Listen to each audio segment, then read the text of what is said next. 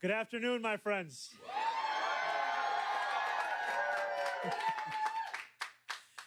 Today is the start of a new era for New York City. It is Inauguration Day. It is also the day that the rent is due.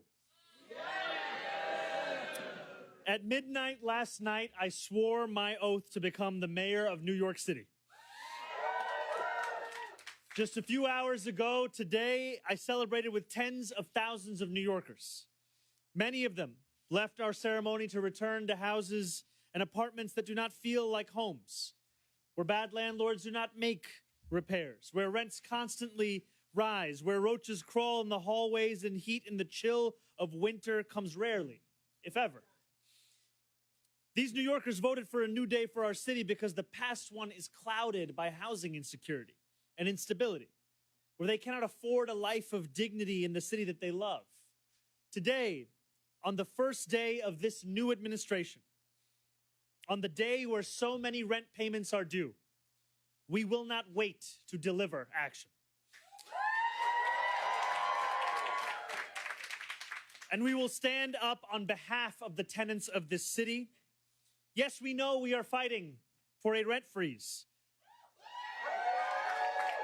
But that is not the extent of our efforts. We will also stand up for tenants, build new housing, and get New Yorkers into housing faster. Today, we are announcing 3 executive orders. The first will be to revive the mayor's office to protect tenants.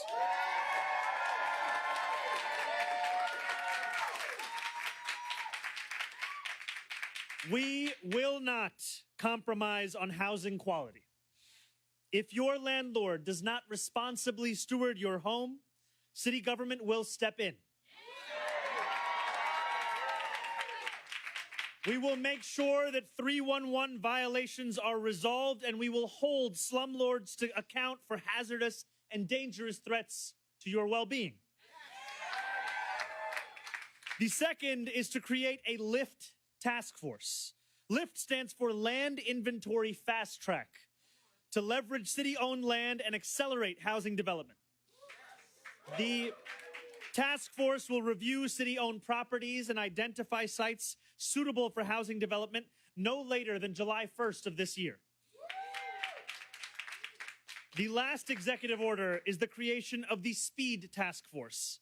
SPEED standing for Streamlining Procedures to Expedite Equitable Development.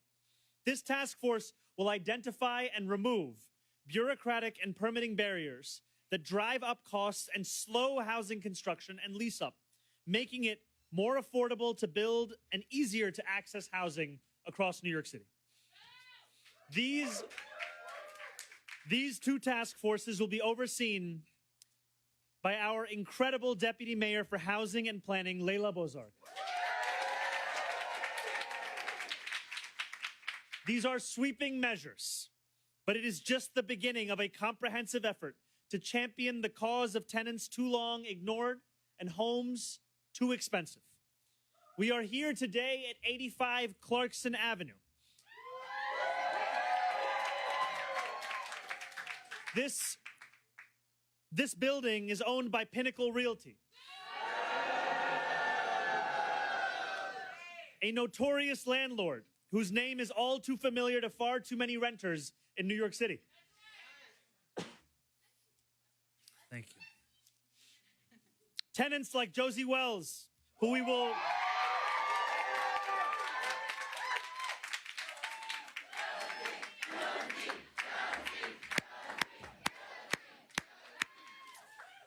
hear from shortly, contend with a lack of heat, roaches, and the kind of conditions that no New Yorker should have to live through. This building and 92 others owned by the same landlord are in bankruptcy proceedings. And they are set to be auctioned off to a different landlord, one who ranks number 6 on the worst landlord list in New York City.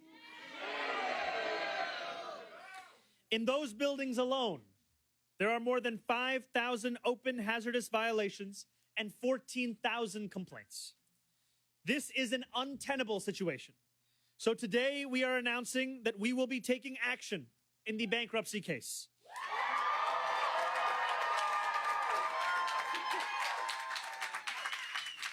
Stepping in to represent the interests of the city and the interests of the tenants and say, once and for all, who this government will be fighting for.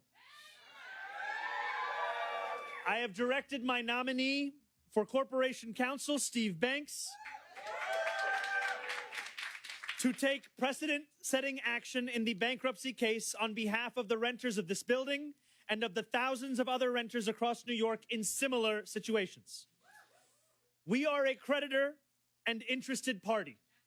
The city is owed money that Pinnacle never paid. And we will fight for New Yorkers' interests to safe and habitable homes. In doing so, we will protect tenants already long neglected from further neglect, and we will mitigate the significant risk of displacement they currently face. For too long, bad landlords have been allowed to mistreat their tenants with impunity. That ends today. No longer will government turn a blind eye as working-class New Yorkers, many of them in neighborhoods of color, are treated as pawns in a game where landlords never feel the consequences of those kinds of actions. Lastly, but certainly not least, you cannot hold such violations of the law to account unless you have a proven, principled, and tireless fighter at the helm. That is why I am proud today to announce my friend, Sia Weaver.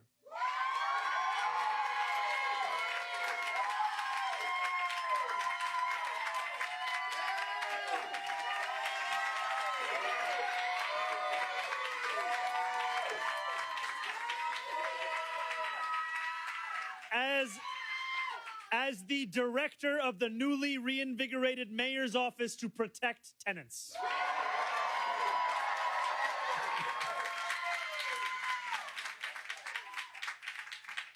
Sia has a peerless record of standing up for tenants in our city.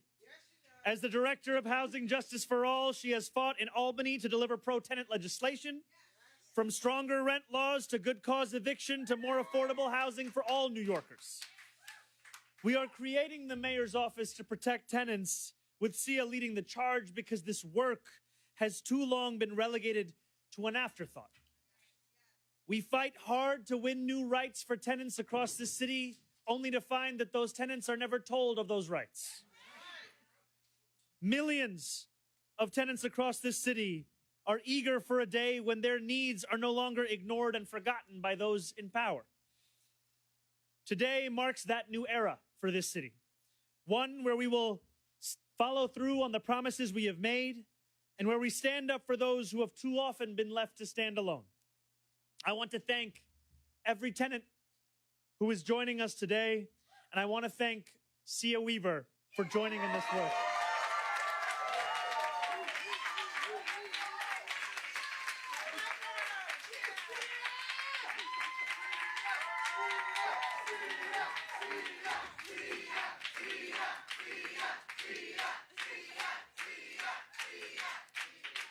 It is now a great pleasure and an honor of mine to introduce the new Executive Director of the Mayor's Office to Protect Tenants, Sia Weaver.